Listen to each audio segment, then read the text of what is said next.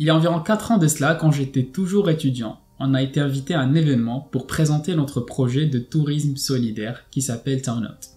Et un peu vers la fin de la cérémonie, il y a un monsieur qui se rapproche.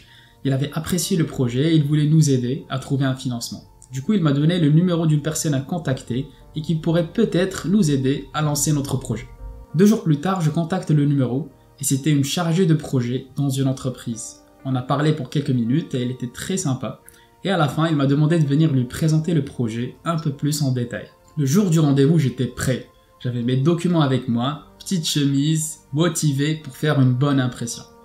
Mais ce que je ne savais pas, c'est que ce jour-là, j'allais passer la pire présentation de toute ma vie. Mais je ne le savais pas encore, du coup jusque-là, tout allait bien. J'arrive à l'adresse, je rentre. L'intérieur était bien décoré, avec un éclairage discret, un style artisanal, avec des lanternes un peu partout, une fontaine au milieu. J'attends un peu à l'accueil. Ensuite, il y a la dame à qui j'ai parlé au téléphone qui vient. Elle était très sympa, on a parlé un peu du projet. Ensuite, elle me dit, tu vois la porte noire là-bas en face? Je lui dis, oui, je la vois bien. Elle me dit, c'est une salle de réunion où il y a 3 messieurs.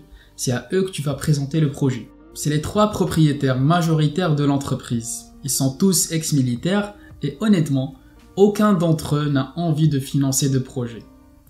Et je me dis, mais non, sérieusement, mais qu'est-ce que je fais là? Mais il continue. Chaque année, on doit financer un projet, alors tente ta chance, qui sait? Elle pointe vers la porte et elle me dit, tu peux rentrer, ils t'attendent. Et me voilà enfin devant la porte, je baisse la poignée et juste avant de pousser la porte, elle m'appelle. Hey! Je me retourne rapidement et à ce moment-là, je pensais qu'elle allait me donner un conseil ou quelque chose du genre. Mais non, elle se rapproche et elle me dit en chuchotant. Et si je vous ne dis pas ce qu'elle m'a dit, est-ce que c'est dérangeant pour vous? Cette exacte sensation que vous avez là tout de suite à vouloir connaître le reste de l'histoire, c'est la dopamine. Est-ce que vous diriez que votre concentration était élevée? Vous étiez aussi motivé à connaître la suite de l'histoire et vous étiez créatif.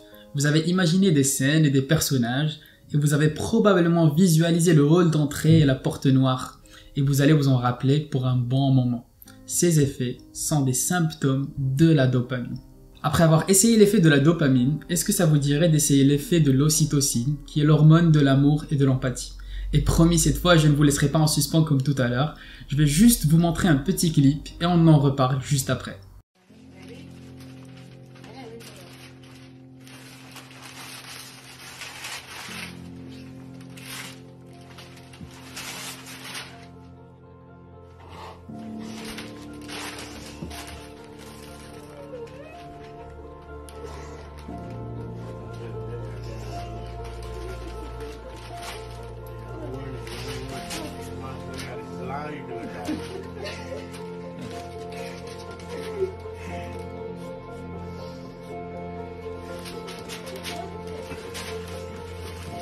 Look at it.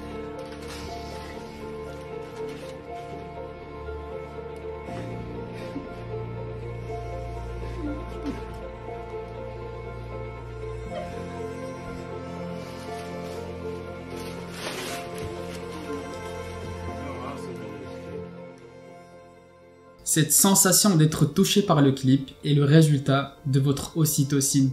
L'ocytocine est l'hormone de l'amour et de l'empathie, et les effets généraux de cette hormone sont une augmentation de votre générosité, confiance et une connexion plus forte avec les gens autour de nous. Et en général, on se sent beaucoup plus humain. Avant de partir, il y a une 3e hormone que je voudrais qu'on essaye, et ce sont les endorphines. Regardons ensemble ce petit clip. I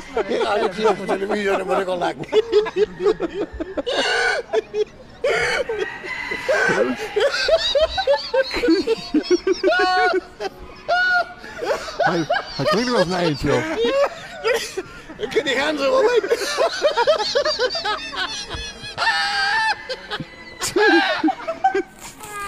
Come out the front with me.